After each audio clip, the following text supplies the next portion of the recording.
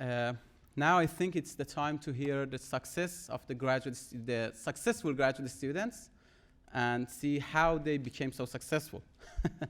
Let me introduce you two of our top graduate students here at Memorial University. Mr. Kirk Luther, and from a PhD candidate from the Faculty of Science, and Ms. Francesca Boschetti, PhD candidate from the Faculty of Arts. Please join me welcoming Kirk.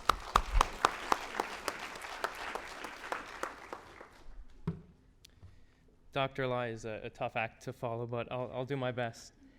So as mentioned, my name's Kirk Luther, and I'm a third-year PhD candidate here at MUN. I'm studying forensic psychology, and I've done my undergrad, my master's degree here, and it's a really great learning environment. I've received a lot of support from my supervisor and all the faculty and staff here at MUN. It's just been such a great experience. So what I want to do today is just talk to you a little bit about graduate life and some tips for surviving the journey of graduate school. So I'm by no means an expert, but I've learned a few things along the way, and that will hopefully help you guys out today. So I just want to kind of preface or begin the talk just by letting everyone know, that grad school is a really unique experience. It's going to be different for everyone. And just kind of like with everything in life, you get back from it what you put into it. So kind of keep that in mind throughout your time here at MUN. So one of the main things that I want to talk to everyone about is trying to find that work-life balance. So there's no one particular way, to manage your time. You really have to find what works best for you, and it is going to take some time to perfect this. So one of the most important things is to be disciplined. So one of the perks of graduate school is that, for the most part, your schedule is very flexible. But if you're not careful, you can easily lose focus on the work part of it or the life part of it. So you spend too much time working and you forget about your life and having fun.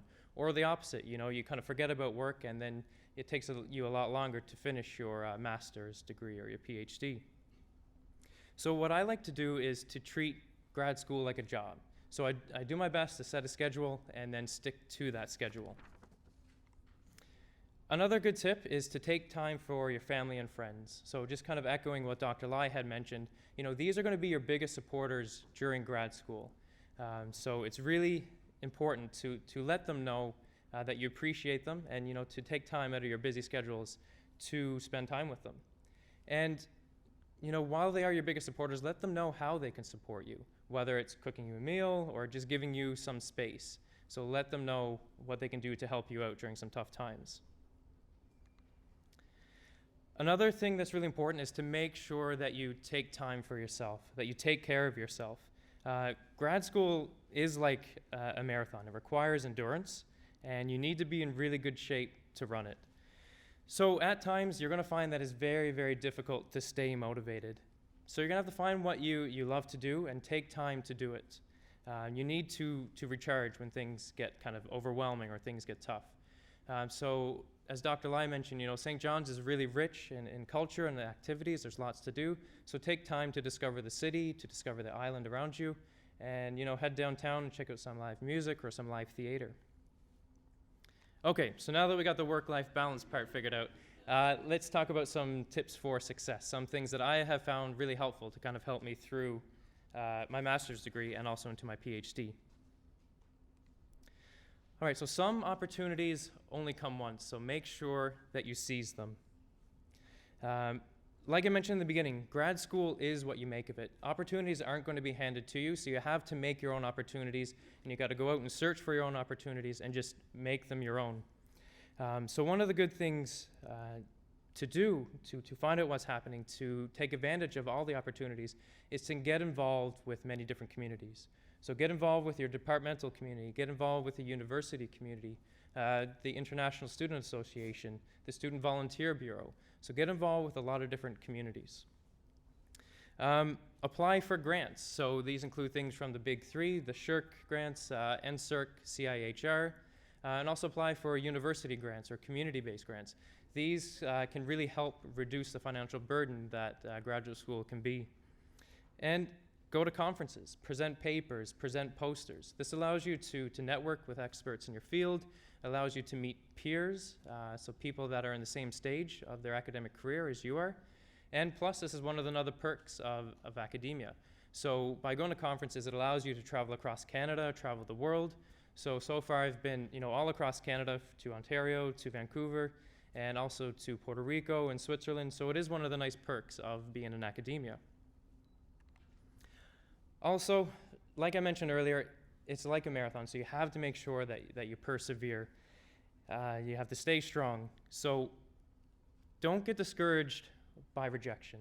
So whether it's a paper that you submitted that got rejected or a funding application that got rejected, you have to just learn from these rejections. It's all part of the process. It's happened to me many times, and it's still going to keep happening. So you have to use the comments from reviewers on your paper to strengthen the paper and submit it somewhere else. Or if your funding application gets denied, try to strengthen that and make that much better for next year. And it's also really important to challenge yourself, to go outside of your comfort zone.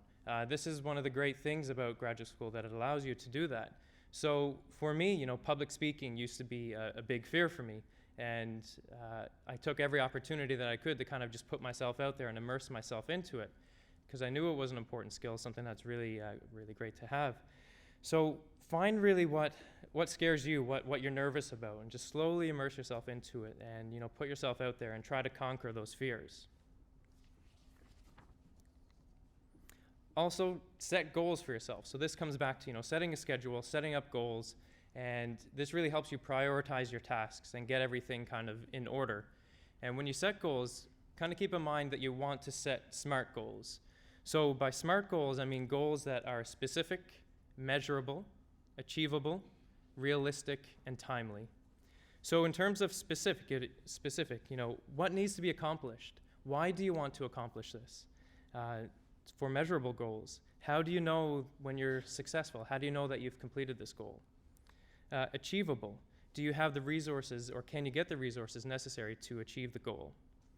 Realistic, so are you willing to commit to achieving this goal? Is this something that you really want to be doing?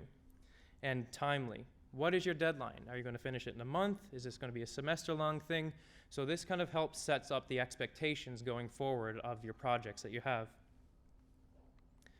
Also, it's really important to grow your online presence. So create a personal website, create a science blog, or you can use platforms that already exist, things such as LinkedIn, Twitter, ResearchGate.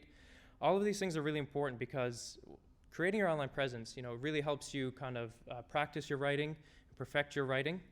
It helps you share your research findings with the larger community. And, it gets your name out there. So people start to become familiar with who you are. They want to pursue collaborations with you. So it's a really good way to get recognized. And it helps you connect with other researchers. And the last tip, and probably one of the most important ones, is to publish. So I know some people are on the course-based stream, so it may not be as important for you, but those that are doing the thesis route, publishing is an absolutely essential skill. It's essentially the currency of academia. So you want to publish everything. Publish your master's thesis, publish your PhD thesis, try to work on side projects with other people. Publish in different mediums. So publish in a peer-reviewed journal, publish in a practitioner magazine, publish online on your science blog or something like that. And aim high. So send your article to the best journal in your field. Send your book proposal to the best publisher in your field. And if they turn you down, then use their comments, like I said, and just try to improve it, and then send it to the next place. So you really have to persevere in graduate school. And last but not least, remember to have fun. So like I mentioned in the beginning, graduate school is what you make of it. Success does take a lot of time and a lot of hard work, but don't forget why you came here. So whether it's to gain knowledge, to solve a problem, or if you just wanted to escape the real world for another few years, don't forget the reason why you came to grad school. And while it may not feel like it sometimes, time really does go by fast. So enjoy the incredible learning experience, and I hope you make the most of it. Thank you.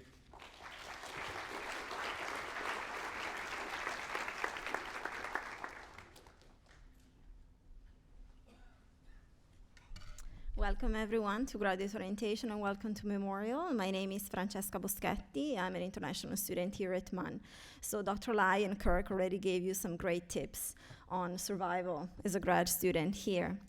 And I will try to give you some tips from an international student perspective because we have a lot of international students here at MUN. So I'm from Italy, that's where I'm from. You can substitute the flag with your own if you're an international student. As international students, not only we have to face challenges that all graduate students need to face, also your Canadian classmates need to face, that is completing your courses, writing papers, trying to publish, doing all these things, but we also have additional challenges that come from our status as international students. We have to adapt to a new country. We may have to adapt to a new language if English is not our native language. And also we have to deal with different customs. So life might be a little bit hard, especially at the beginning. So the first time that I came to St. John's, I was actually here on a vacation. So for me, it was a pleasant experience. I was not thinking about grad school. And after I came to work for 6 months, and in September 2012, I started my Master of Arts in the Department of English. So it was when I started my Master of Arts that I started to experience truly the Canadian university system, and I saw how different it was from the Italian one. And when I was here, I'm in the Department of English, so most of the students that year were not international students, were all Canadian students. It was just me and a student from Oman that were international. But she had already taken a degree here in Canada, so she was used to Canada. She was almost a Canadian herself. So what happened to me is that I was in the middle of a group of people that were talking about North American popular culture. And they all knew what they were talking about, but for me, it was all new, it was all strange. So I felt little bit like an outsider. Also, I studied languages in Italy, so I already had a good command of English. But still, if you're an international student, when you get a little bit stressed, you will see that English becomes a problem, even if you think you're fluent. So I also have the language problem, and I'm a student in the English department, so the pressure is even higher for me, right? So at the beginning, I really did have a cultural shock. And it is a normal process. I think most students experience this. And I think that for most of us, the first week of classes is the hardest. So be prepared and don't get discouraged during your first week. So at the end of the first week, I was actually thinking, what am I doing here? Was this the right choice? Should I go back to Italy? Should I go? My mom and dad are waiting for me, right? They'll be happy if I go home. And there was actually a little bit of crying, like in the smiley that you see there in the slide. But after you realize that you can do it, you can overcome these issues. It's just a cultural shock, and it's normal to experience that. Also, you will never stop experiencing this cultural shock. And it's not just something that you experience in class, also in your surroundings. When you're around St. John's, you will see that many things will shock you because we are international, we're not used to it. But it's something that all of us experience. There are many ways in which you can try to find suggestions on how to deal with these problems.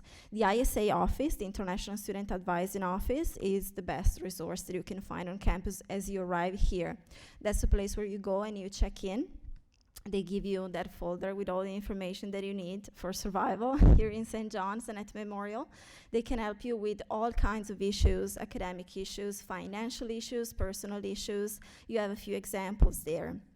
And actually, I checked with Juanita, the director of the ISA office, yesterday, and she told me that they are in the process of changing their name. So if you hear about the Internationalization Office, that's the new name that the ISA is going to have. So don't be confused about that. That's a difficult name to pronounce, Internationalization Office, but still. Also, they have a very useful info session with an immigration consultant that is certified. They have those from time to time. And they can give you advice on how to renew your study permit, all these things, or how to get a postgraduate work permit. So these things for us are essential. Also, they have a family program. I don't have kids, I don't have a husband here, for this is not my thing, but many of you might have a family here with you in St. John's. So they offer advice also on community-based resources for families. And all the services that the ISA office offers to us are extended to our families, so make sure you know about that. There are also international student associations on campus. You can also form an international student association in case there is not one you fit in. But there are so many. And you can find the list at the link there, but you can just do a search through the MAN web search and you will find the link. Also, there are other international students. So what happens to me sometimes, because I gave this presentation last year as well, so I'm also very grateful to SGS for calling me again. People saw on YouTube the video, and I started getting messages on Facebook asking me for advice. And you have to see international students on campus, they're quite helpful. Most of the times, if they're not helpful, just go find someone else, because you will find helpful students here. They're very nice. They are willing to give you advice because they went through all the problems that you're going through yourself. So absolutely, don't be shy. And sometimes you will find people that are not willing to help, but that's their problem, right? Just find someone else and you can make friends that way.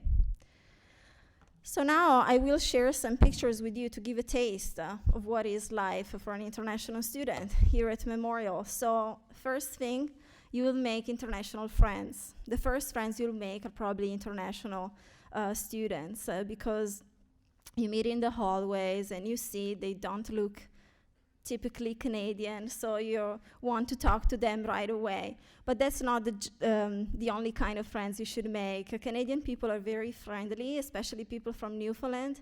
They're very welcoming. You will see that if you took a bus, the bus drivers, they're so nice. They say hi to you, they ask you how you are, and Canadian students are like that on campus. So don't just stick with international people, don't stick with people from your own country. At the beginning, there are not many Italian students here, but at the beginning, I was avoiding Italian people. I was trying to meet other people. Now I stay with all kinds of people, right? This was just the very beginning. But don't just stick to your own group. Try to differentiate, and you can learn a lot from people from our other cultures. There are tons of international events you can attend, cultural events. Here, my Indian friends, they lent me a sari, so I was able to experience Indian culture with the traditional clothing. That was a lot of fun. We also had quizzes about traditions, and these things are really nice, so I would recommend you go to these events. Also, you can learn about Canadian culture. You're here in Canada, it's worth it to learn about how things go here. This is a picture from the annual Thanksgiving dinner that they have at the church here in Elizabeth Avenue. And they explain to you what Thanksgiving is about, because many of us don't know, because we don't have Thanksgiving at home. And they give you the traditional Thanksgiving meal. You make friends with people from the community. There are people from the chaplaincy that are at the dinner, so that's really nice. Also, you get chances to represent international students in Newfoundland and show people that your culture is very rich as well. Here, CBC invited international students through the ISA to go and participate in the Christmas parade. There is also an annual event they have here downtown in St. John, so that was a lot of fun. As I said earlier, it's good to make Canadian friends. Here, my Canadian classmates that were talking about Canadian popular culture, North American popular culture, but also were welcoming to me. So they tried to make me feel welcome. They even had a bonfire for me for my birthday 2 years ago. So, and I had never had a bonfire. So for me, it was something new, right? So I got to see Middle Cove Beach and all these things. People are very nice. You also get a lot of chances to volunteer. This is actually a picture from Talman's Barbecue. That was 2 years ago. And I volunteered there. And that's the barbecue Dr. Lai was mentioning that is after this session. So if you want to go there, it's a GSU and Talman barbecue that they have. But even if you don't want to have the food, because you want to have just healthy food, you might want to go there to socialize with people, right? So that's always a nice thing to do, even if you don't want the food.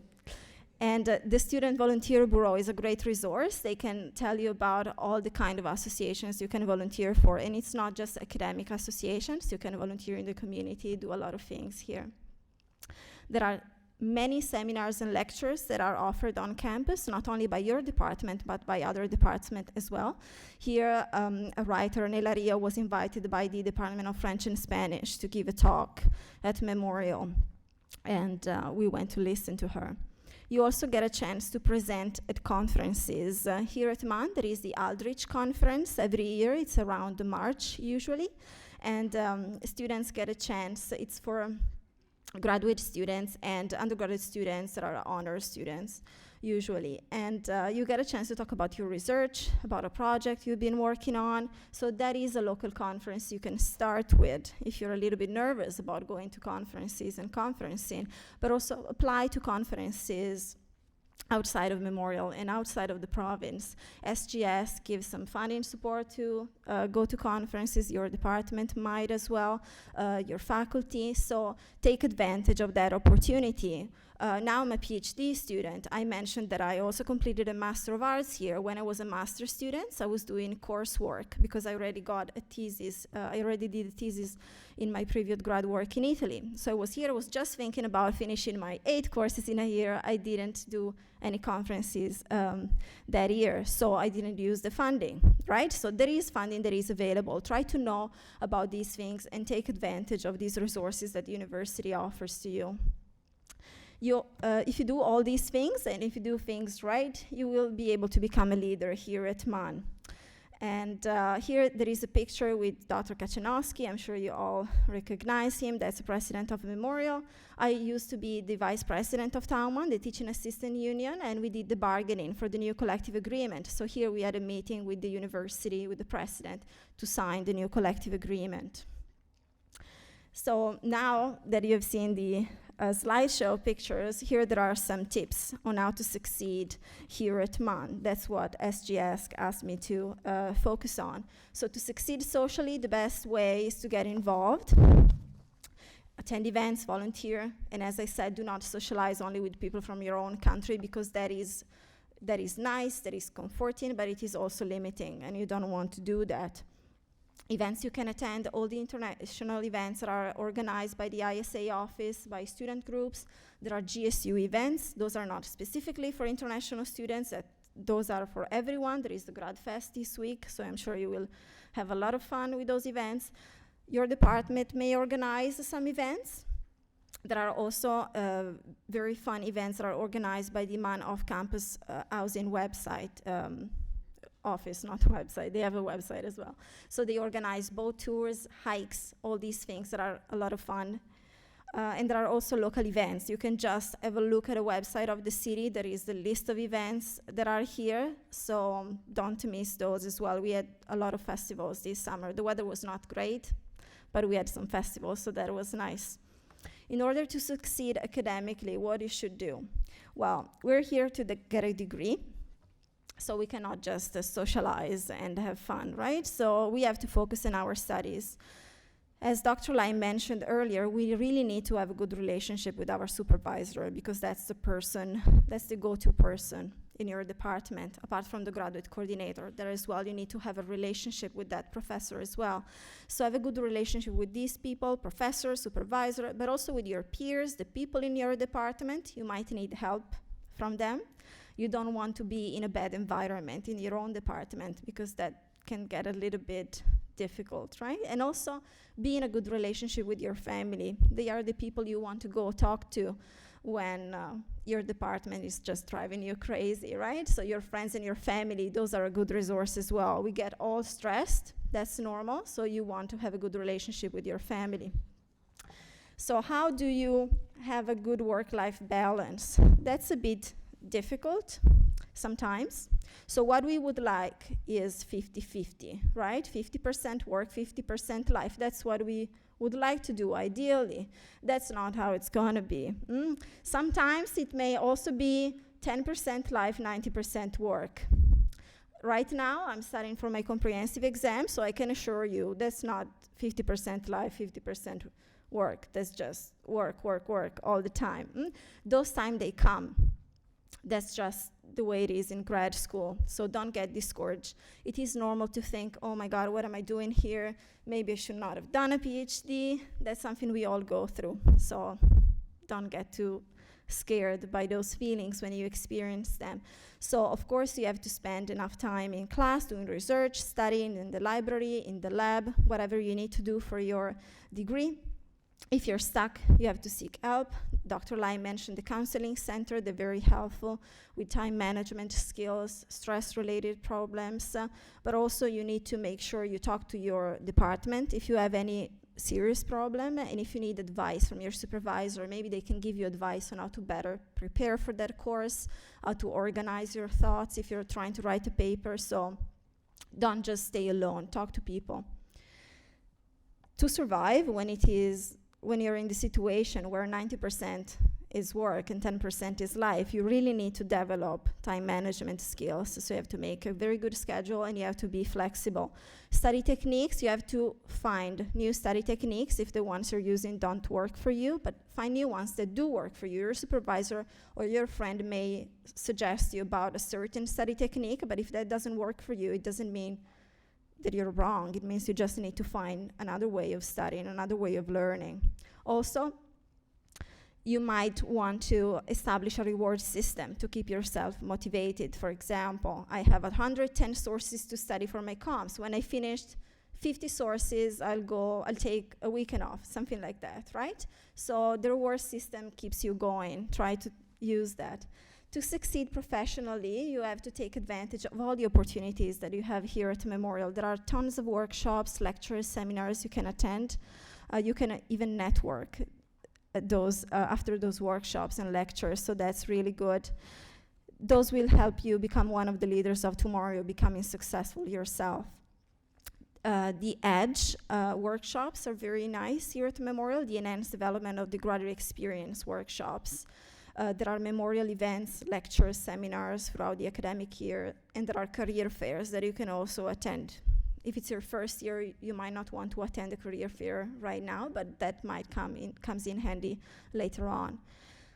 So if you feel homesick or demotivated here at MUN, and it will happen, it happens quite often, remember that you have to focus not on the negative sides, but on the positive sides of your experience here. So you're here to learn about your field of study, whether it is business, engineering, English literature, or whatever. So try to focus on that while you're here. You can learn about a new culture while you're here. You can learn about Canada, you can learn about North America, you can learn about people living here. You can make a lot of friends. It's quite easy to make friends here at Memorial and in St. John's, and you can experience new things that you wouldn't be able to experience at home. And you can also practice another language if English is not your native language. So that's a good bonus, right? Because you're not, you're paying for your degree, but you might also pay for a foreign language course, right? I did that when I was younger. I would go abroad and spend money to practice the language. Here, you get two things at once. So I hope these tips were useful. We did our best, Dr. Lai, Kirk, and I, to give you a taste of what will happen to you during your years here at MUN. And welcome once again, and good luck with your degrees and your studies.